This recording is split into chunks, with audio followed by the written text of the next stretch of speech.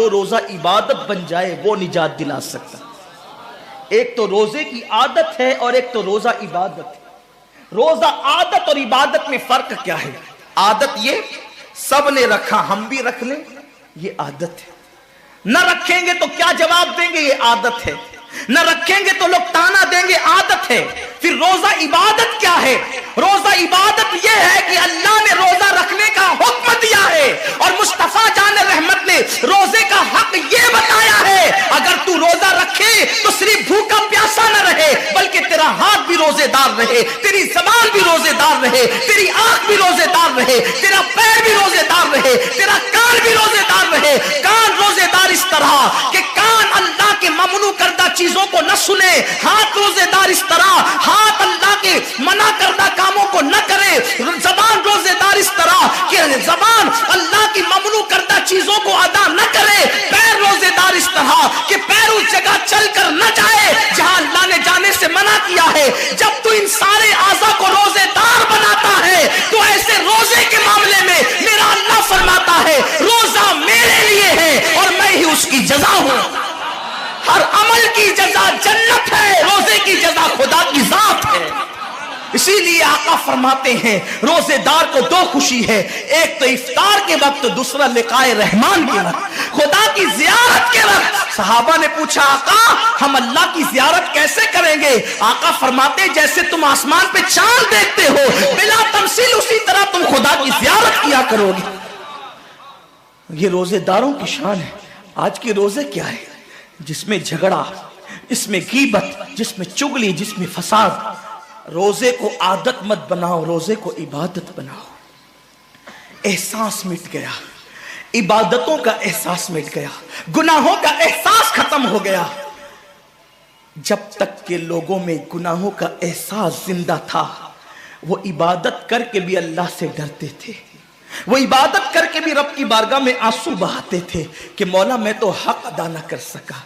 لیکن آج احساس نہیں ہے، اس لیے لوگ ہنستے ہنستے افطار کرتے ہیں.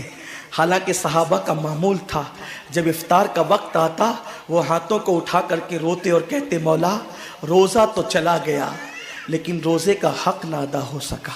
آنسو بہاتے، ڈرتے. لیکن آج ایسا کچھ بھی نہیں ہے. ہماری ساری نیتیں تو دسترخوان پہ لگی ہوتی ہے افطار کے وقت. آئیے ایک بات نکل آئی، احساس گناہ. کیا ہے احساس گناہ؟ آقا نے فرمایا نا کہ جب رمضان شریف کا حق ضائع کر دو گے تو اللہ تم سے عزت کو چھین لے گا، تم ذلیل و رسوا ہو جاؤ گے. احساس ختم ہے گناہ کا. اسی لیے رمضان شریف میں بھی گناہ کرتے ہیں اور گناہ کر رہے ہیں تو ذلیل ہو رہے ہیں. احساس کسے کہتے ہیں؟ احساس یہ کہ میں نے کیا کیا. چھوٹے سے گناہ کو بڑا سمجھنا میں نے کیا کیا. ایک خاتون بارگاہ رسالت میں آئی اور عرض کیا یا رسول اللہ مجھ سے زنا ہو گیا ہے، میں نے بہت بڑا جرم کر لیا ہے، آپ مجھ پہ حد لگا دیں، حد جاری کر دیں تاکہ میں گناہ سے پاک ہو جاؤں. اللہ کے حبیب نے احساس گناہ دیکھ کر کے فرمایا کہ جا ابھی تیرے پیٹ میں بچہ ہے، تیرے جرم کی سزا تیرے پیٹ کے بچے کو نہیں دی جا سکتی. اگر تجھ پہ حد لگے گی تو وہ بچہ بھی ختم ہو جائے گا. جب بچہ پیدا ہو جائے اس کے بعد آنا. بچہ پیدا ہو گیا تو وہ لے کر کے آئی. آقا فرماتے ہیں تیری جان چلی جائے گی تو اس کی پرورش کون کرے گا، اس کو دودھ کون پلائے گا؟ جا اس کو دودھ پلا اس وقت تک جب تک یہ کھانے نہ لگے. وہ بچے کو 2 سال تک دودھ پلاتی رہی اور جب بارگاہ رسالت میں آئی تو بچے کے ہاتھ میں روٹی کا ٹکڑا دے کر کے آئی. بچہ روٹی کھا رہا تھا. عرض کی آقا مجھ پہ حد جاری کریں تاکہ میرا گناہ جو میرے دامن پہ لگا ہے وہ دھل جائے. حضور نے 3 مرتبہ اس کو اپنے دروازے سے ٹالا. اگر کوئی دوسرا ہوتا اس کو ڈھیل دی جاتی تو وہ بھاگ جاتا، دوبارہ پلٹ کرنا آتا. لیکن احساس گناہ تھا، گناہ کا احساس تھا کہ یہاں گناہ مٹ جائے تاکہ وہاں جواب دینے سے بچ جاؤں. اس خاتون نے 3 مرتبہ حاضری دی، حضور اب میرا بچہ روٹی کھانے لگا ہے، مجھ پہ حد لگا دے تاکہ میں پاک ہو جاؤں. اللہ کے حبیب نے فرمایا اللہ کی بندی جب اللہ نے تیرے جرم پہ پردے ڈال دیے تھے تو تو نے اظہار جرم کیوں کیا؟ اب چونکہ تو جرم کا اظہار کر چکی ہے، اقبال گناہ کر چکی ہے، اب تجھ پہ حد لگائی جائے گی اور اس کو سنگسار کر دیا گیا۔ جب وہ مر چکی اور اس کو دفن کر دیا گیا تو کسی نے کہا کتنی بدبخت تھی وہ عورت جس نے رسول پاک کے دور میں منہ کالا کیا۔ میرے نبی نے فرمایا تو اس کا گناہ دیکھتا ہے، تو اس کا احساس گناہ نہیں دیکھتا۔ اس نے ایسی توبہ کی ہے، اگر اس کی توبہ 70 جہنمیوں پہ تقسیم کی جاتی تو اللہ ان کو بھی جنت عطا فرما دیتا۔ آقا کریم صلی اللہ علیہ وسلم فرماتے ہیں جو رمضان شریف میں گناہ کبیرہ کرتے ہیں، اب گناہ کبیرہ کی بہت بڑی تعریف ہے، اس کو نہیں بیان کروں گا، لیکن جو گناہ کبیرہ بڑا گناہ کرتے ہیں، پہلی بات تو چونکہ میرا مسلک صوفیہ ہے، صوفیہ سے کسی نے پوچھا کہ گناہ بڑا کیا ہے؟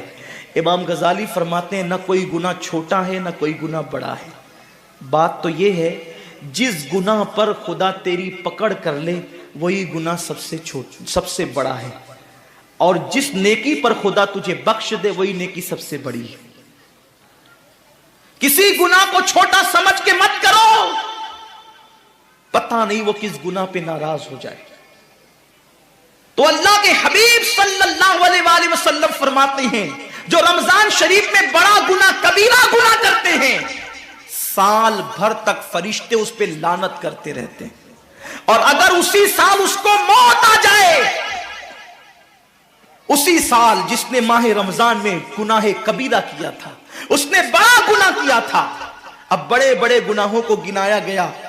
مثال کے طور پر کسی عورت پر غلط نیت سے نظر ڈالنا یہ گناہ کبیرہ ہے، جھوٹی قسم کھانا یہ گناہ کبیرہ ہے، ناپ تول میں کمی کرنا یہ گناہ کبیرہ ہے، کسی کو دیکھ کر اس کا مذاق اڑا کے دل دکھانا یہ گناہ کبیرہ ہے، کسی کی امانت میں خیانت کرنا یہ گناہ کبیرہ ہے،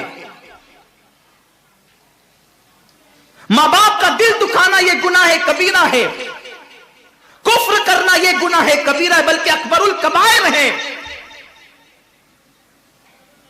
70 کی فہرست امام سیوطی نے گنائی ہے، اور پھر 70 کی فہرست گنانے کے بعد فرماتے ہیں 70 پر یعنی 1 2 3 4 والا 70 نہیں، بلکہ اللہ کے حبیب نے یہاں جو 70 فرمایا ہے یہ 70 گنتی والا 70 نہیں ہے، بلکہ کثرت بتانے کے لیے 70 ہے۔ جیسے کہ ہم کہتے ہیں نا میں نے تجھے 50 بار سمجھایا تو نہیں مانا، میں 100 بار تیرے گھر آیا تو نہیں ملا، تو اس کا مطلب یہ نہیں کہ 99 کے بعد ایک جو ملا کر کے آتا ہے وہ 100 نہیں، گنتی کا 100 نہیں، یہاں 100 بتانا کثرت بتانے کے لیے ہے، یہاں 50 کہنا کثرت بتانے کے لیے ہے۔ تو اللہ کے حبیب فرماتے ہیں 70 بڑے گناہ ہیں، یعنی اتنی طویل تعداد میں اتنی کثرت سے ہے بڑے گناہ کہ تم ان کو شمار نہیں کر سکتے، بس اتنا کہ جس گناہ پہ خدا ناراض ہو جائے وہ بڑا گناہ۔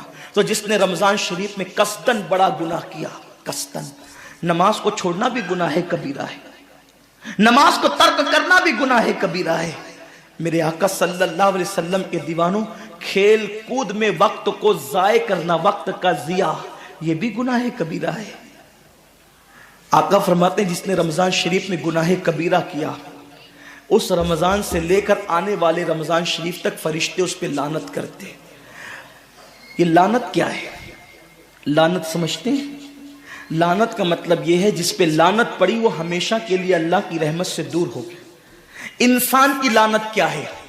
انسان کی لعنت، ایک جانور پر حضور علیہ الصلوۃ والتسلیم کسی صحابی کے جانور پر بیٹھے تھے، وہ دھیرے چل رہا تھا، کسی نے کہہ دیا کہ اس پہ لعنت ہو یہ دھیرے چلتا ہے۔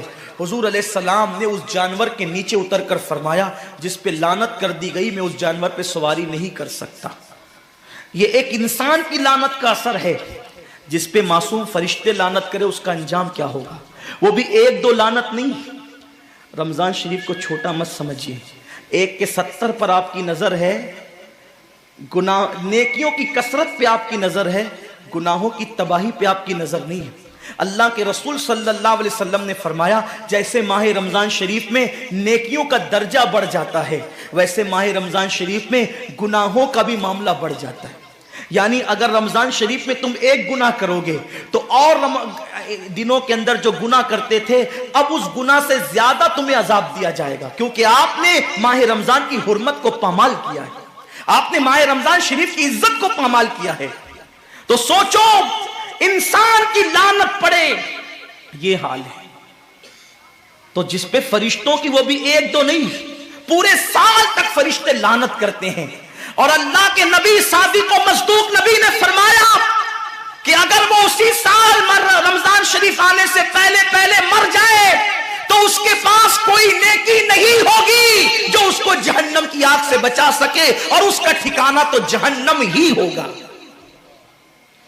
خدا کے لیے اپنے حال پہ رحم کرو، اپنے آپ کو جہنم کا ایندھن مت بناؤ۔